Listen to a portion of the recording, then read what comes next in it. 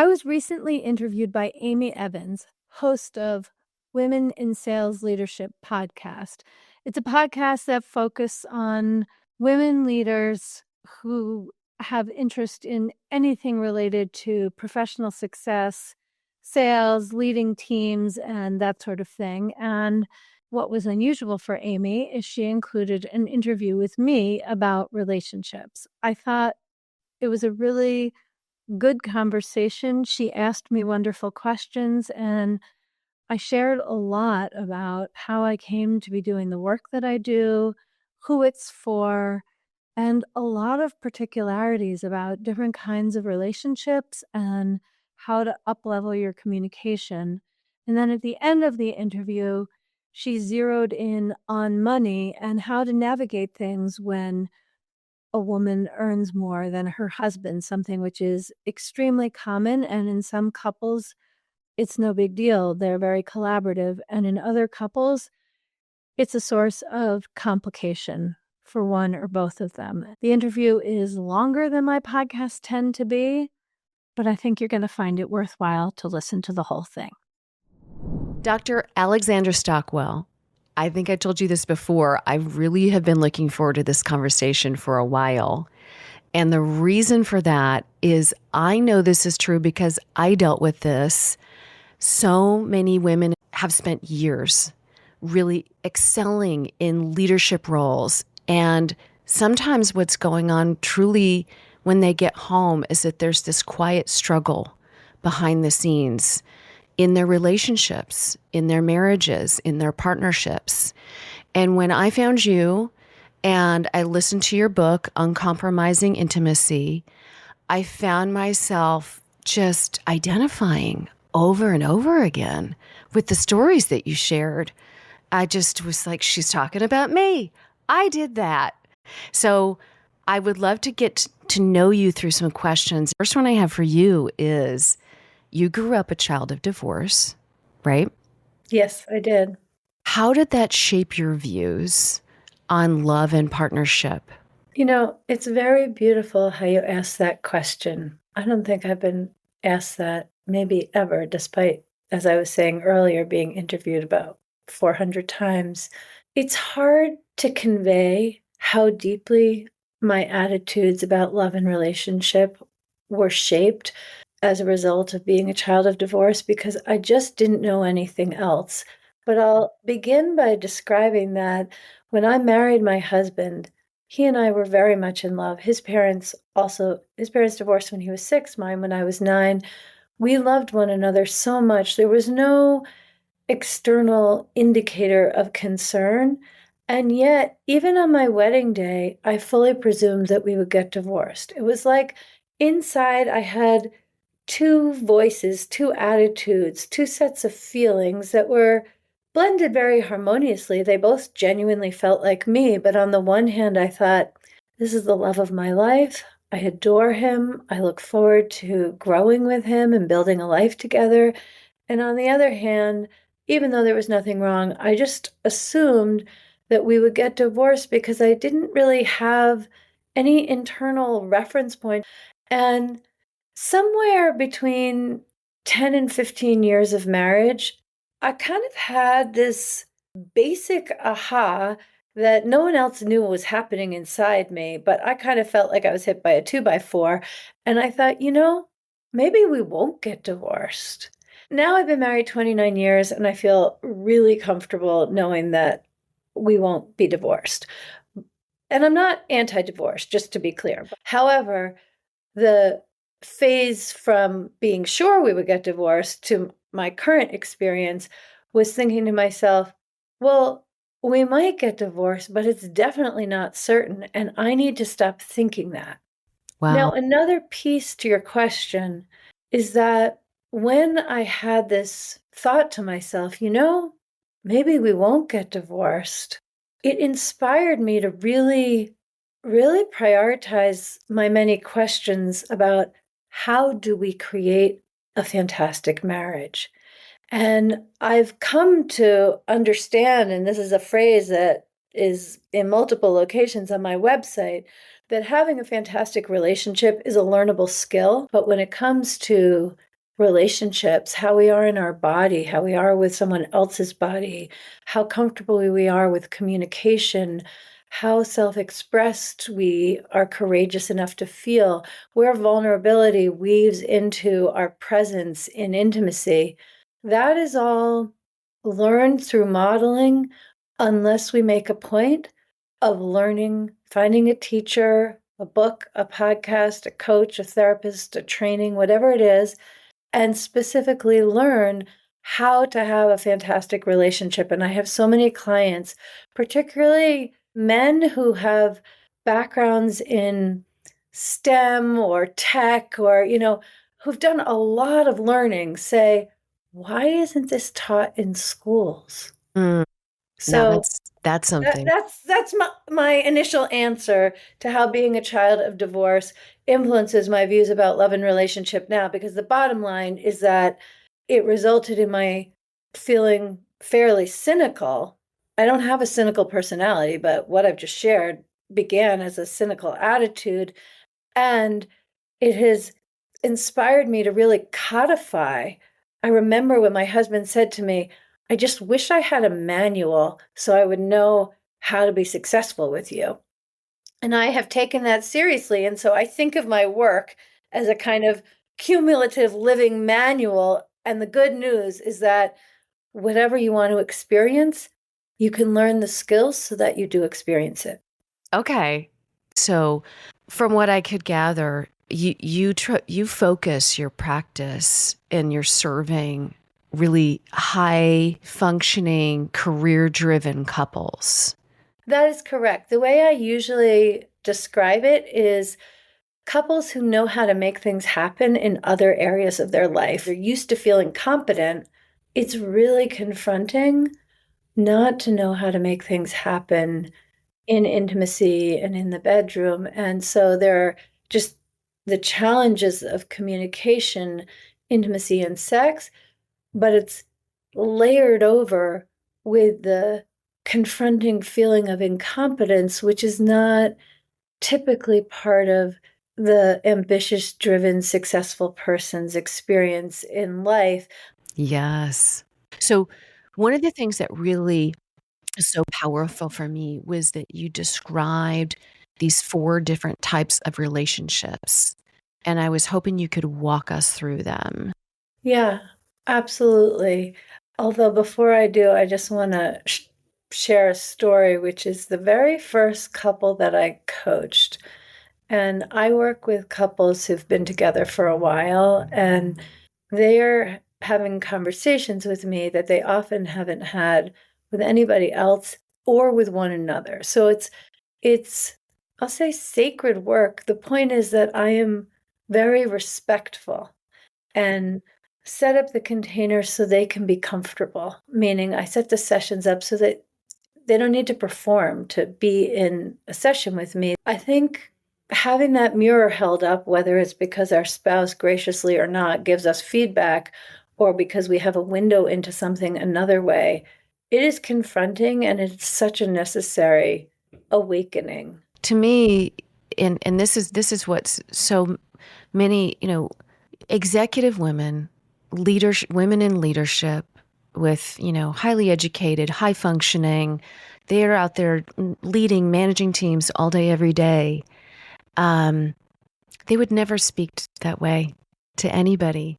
I would have never spoken that way to anybody who worked for me or worked on my team or that I cared about. But I definitely spoke that way to my husband. I did. So, yeah. Yeah, I mean, I know I learned it from my mother. I mean, there are all kinds of things we could say about that, although if I go in that direction, I do want to say that even with, let's say, respect and politeness, one of the biggest challenges for the woman you've just described is that being a manager, being a leader, being a delegator, and communicating as a manager to her employees or to those who report to her, that is the winning mode. That is why she has the success that she has and the accomplishments that she has and the income that she has, is because she has learned how to lead and interact with others in a way that delegates, directs, and manages. And so if that's what we do, I don't know, 8, 10, 11 hours a day, 5, 6, 7 days a week, Mm-hmm. Mm-hmm. it's completely understandable that the winning communication style would be the one that we would use with our children and husband. And I'm talking in a heteronormative context here. And that is the first unconscious, deeply destructive pattern. Because you may, if you're listening and you recognize yourself in this, you may even find it successful to manage your husband, to treat him as you do someone who reports to you because the trash gets taken out, the bed gets made, the children get dropped off, the dinner is ready when it's supposed to be. There are 4 types of relationship: toxic, termination, toleration, and conscious partnership. And I will define each of them. So, in a toxic relationship, there's anger and fear most of the time. One or the other person feels one or both of those emotions. And when you don't feel safe, then growth, expansion, learning new skills, that's not the right move. The right move is to change the circumstances and internally become safe. Maybe there's an elderly parent, and only when whatever caring is required comes to completion. There are a lot of circumstances where people can love one another and one person can be crystal clear. This relationship is going to end. It's just not the right time. And so, what characterizes a termination relationship is that one person has basically already given up on the relationship. And often that can bring more peace, more ease and collaboration because the kind of tension is gone because it's resolved with that decision to move on, even though the relationship lasts for a long time. And so, what I'm sharing can be used in a termination relationship, but typically that comes with reconsidering whether or not it remains a termination relationship, meaning one that will end when circumstances support that. And then we have the toleration relationship, which is far and away the most common relationship there is. If you look anywhere among married couples, you are going to see a lot of toleration relationships. And what defines the toleration relationship is acquiescence, putting up with things, tolerating, and most of all, compromise. Far and away, the most common relationship advice that is given to anyone getting married or married is that you have to be good at compromise. If you want a happy marriage, compromise is the way to do that. And that is just completely wrong. If you want a pleasant, bland, collaborative, dehydrated partnership, compromise is a winning move to create that. But if you want a dynamic, erotically alive, adventurous, beautiful, growth oriented relationship, which is the conscious partnership, that's the 4th kind, where it doesn't mean things are always perfect, but you're aligned to grow and discover and be self-expressed. That is the definition of the conscious partnership. But if we go back to the 3rd type, the toleration relationship, I just want to say something about how I think about compromise. In the context of a long-term relationship, compromise basically means withholding what you want, withholding who you are, so that your partner is more comfortable. And similarly, when we talk about uncompromising intimacy, the name of my book, as you said earlier, I don't mean intimacy that comes from being uncompromising in the sense that you always get your own way, that you don't ever have to compromise. That's not what I mean. What I mean is that where compromise is withholding who you are so your partner's more comfortable, uncompromising intimacy arises when you learn how to be self-expressed, how to bring all of yourself to the relationship, how to be a great manager and also receptive and collaborative and more emotional and more logical, just the wholeness of you, when you learn to bring that into the relationship and ideally invite your partner to share as well who he is, that's what uncompromising intimacy is about. So the real distinction and kind of bridge to evolve from the oh so commonplace and much easier to maintain unless you have skills, which is the toleration relationship. The bridge from that to conscious partnership is learning the skills to know yourself better and share who you are in a way that feels good to receive, even if it is a little uncomfortable. You, in the book, you told a story about the dishes being left in the sink. I mean, I think if everybody had $1 for how many times the dishes were left in the sink, we'd have a nice tidy pile, a nice sum. But you in your telling of this like very real, actual story that I think the women who are listening right now are going to say, yeah, oh my gosh, I've been there. When you gave that example of how to turn that situation around, that really hit home for me in terms of practicality. Can you share about Sure, that? yes.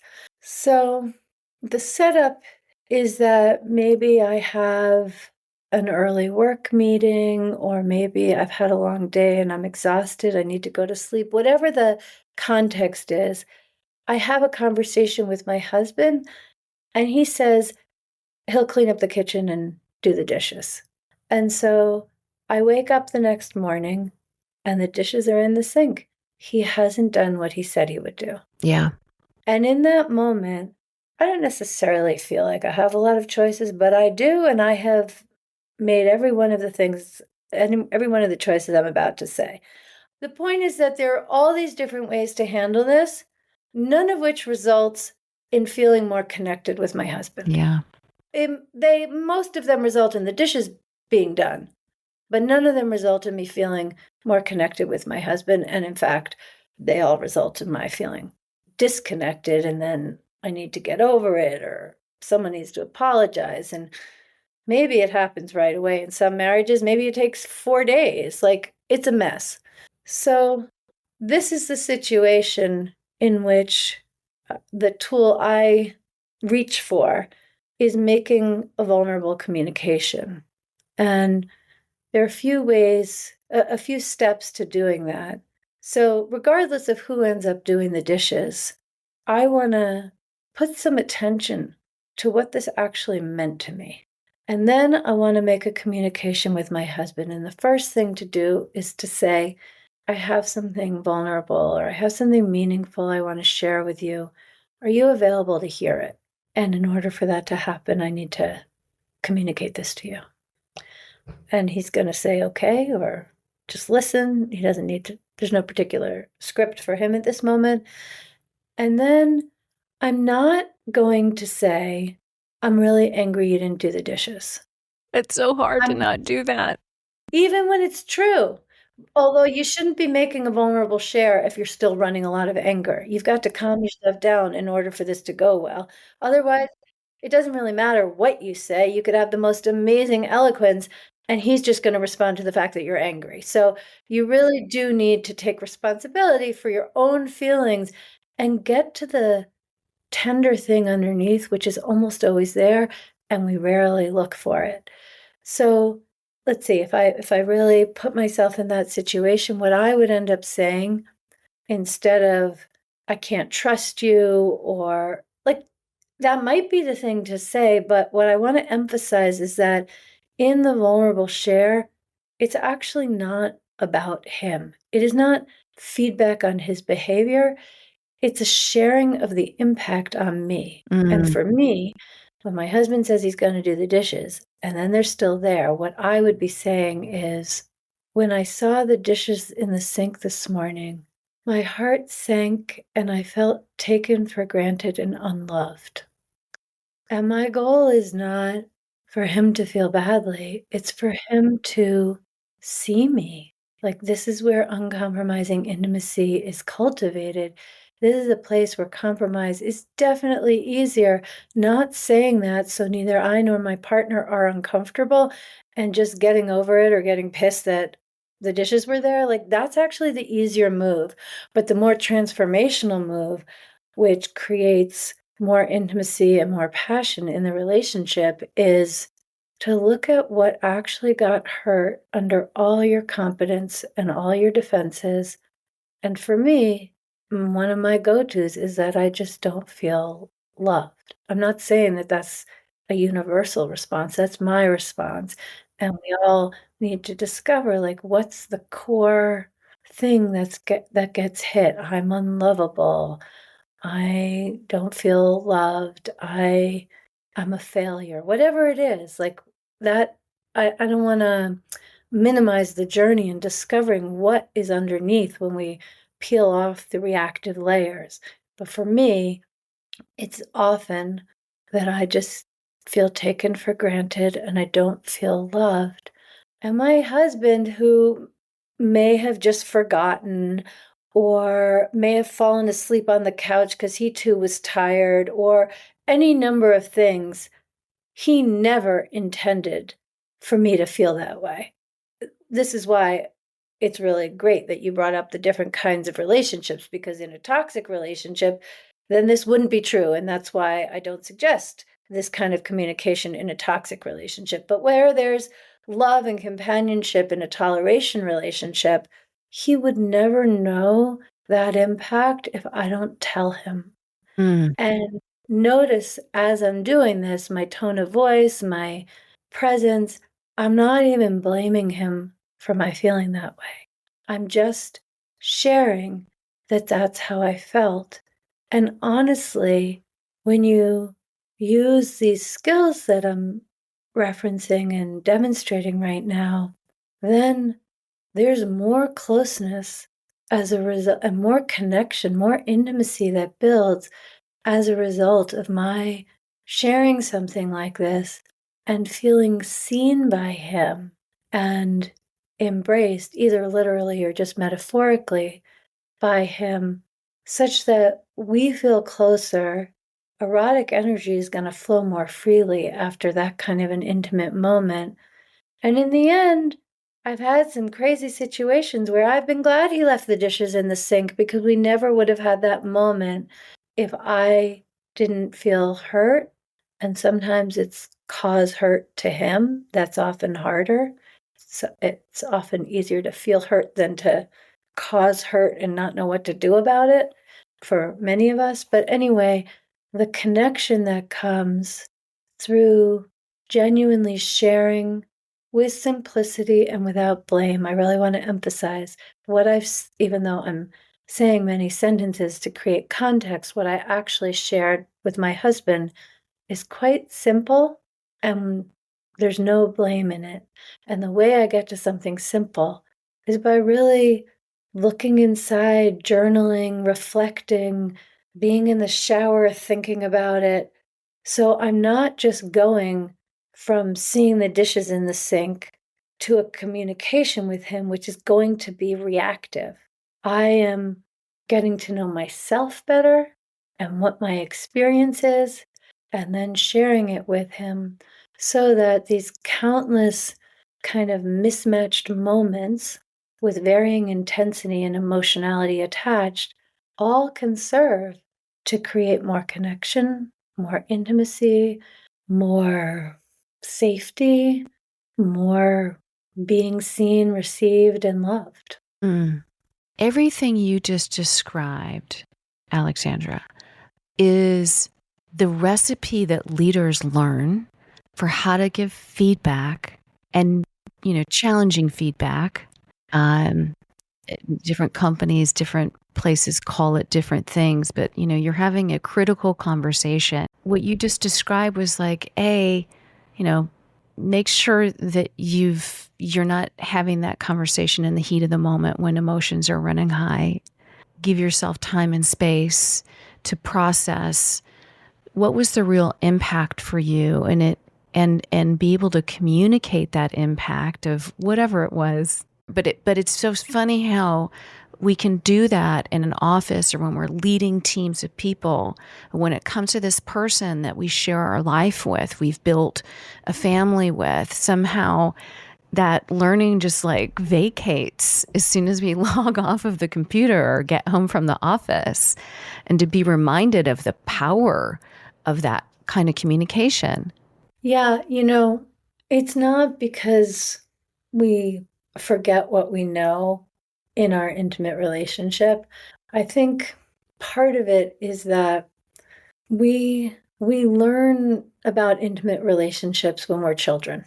And when we get triggered, what happens most often is some younger part of us gets activated, and the mature, emotionally intelligent, responsible grown up who knows how to lead tens, hundreds, thousands of people with grace and precision, and obviously able to give good feedback. You don't get to a position like that without doing so. That part of us just vacates the premises when we get hurt. And so the thing that I want to add is that, yes, we need to take responsibility for how we make the communication.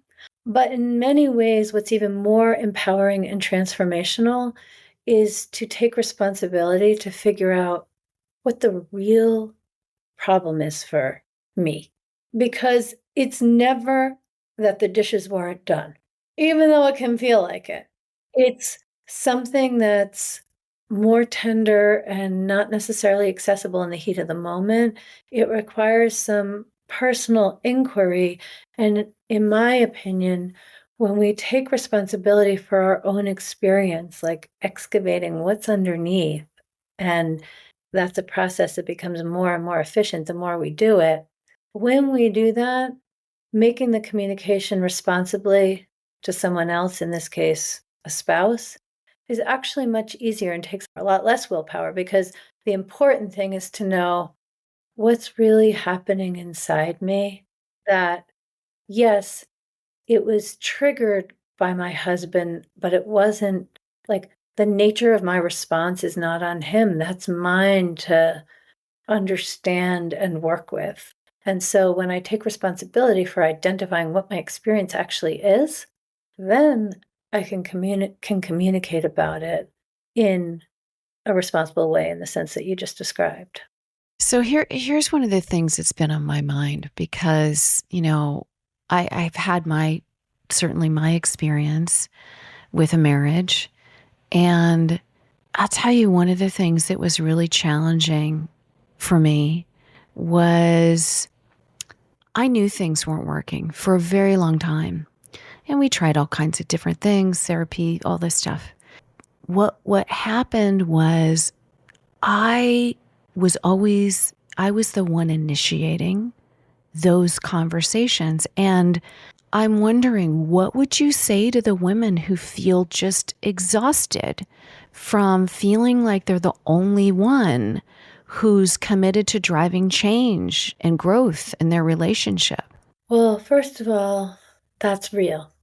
And I understand the emotional labor and the burden, and it can feel like it's a marriage of two, but you're the one carrying it and you're the one experiencing all the complicated layers.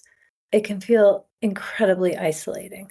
So that's the first thing. The second thing is that um, I know you're in sales. I still probably have my like sales stuff to work through, because I was hesitant to say this, but my very genuine answer is to work with me or work with somebody Yeah. else, because one of the biggest gifts that happens when I'm coaching a couple, and this isn't all the time, but it's the vast majority of the time, that the woman is feeling exactly the way you've just described. And the gift of my guiding the process is that she gets to have her process and he gets to have his process, and neither of them need to manage one another's processes.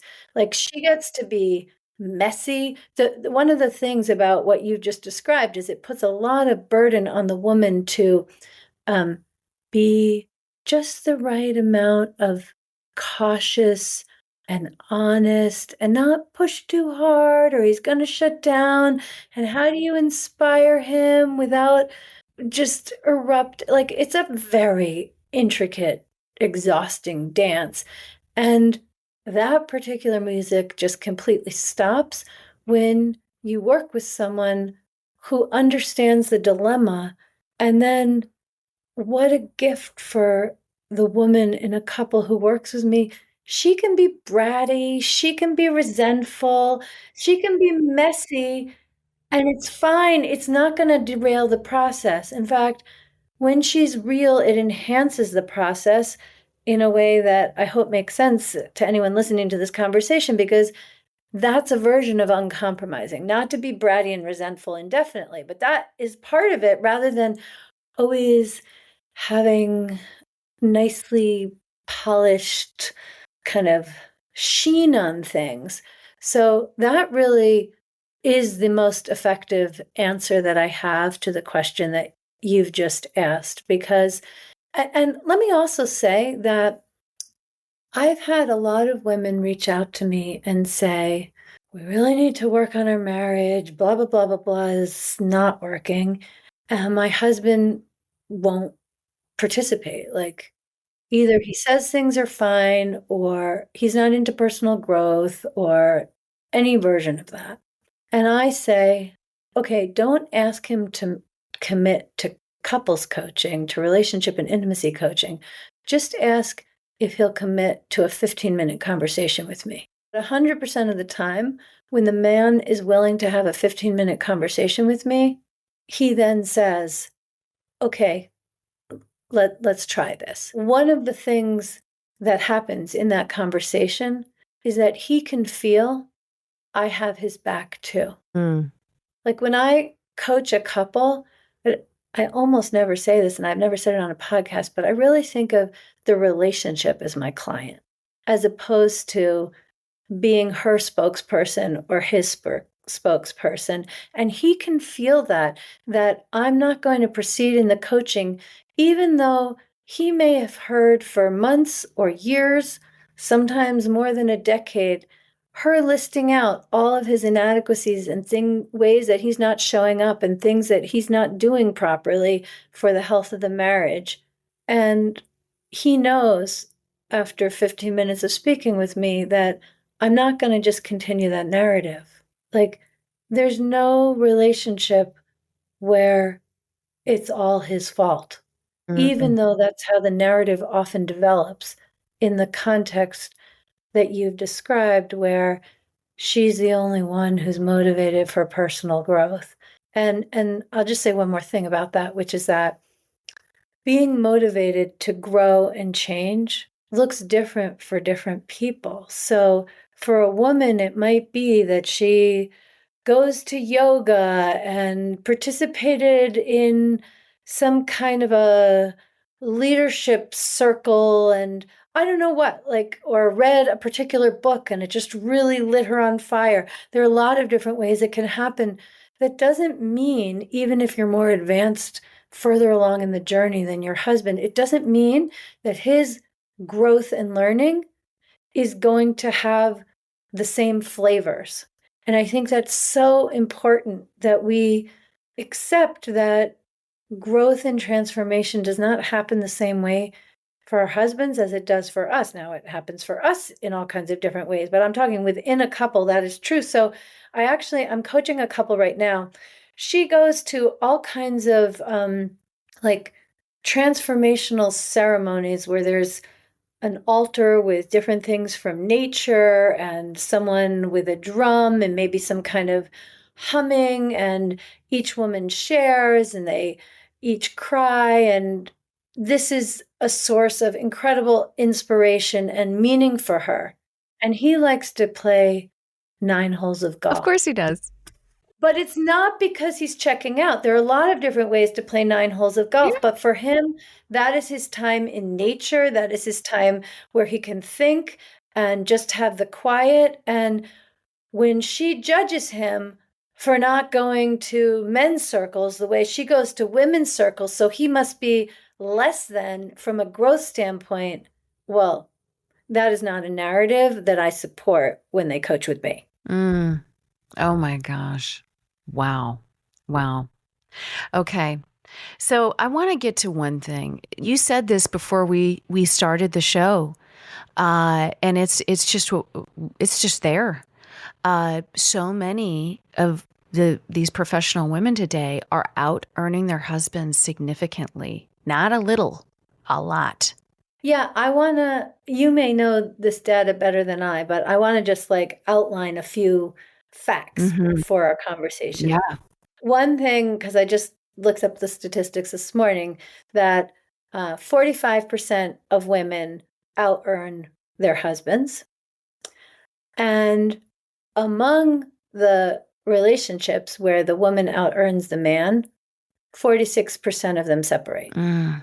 And there's another statistic, which I don't have the exact numbers, but it's one I heard a few years ago and has really influenced my thinking. This is based on IRS data. So objective income data, that when couples are interviewed where the woman out earns her husband, she will round down what her income is, and he will round up. In other words, each of them separately, psychologically, are trying to close that gap. Mm-hmm. And there are couples who navigate this magnificently, but for most couples, this ends up being a travesty.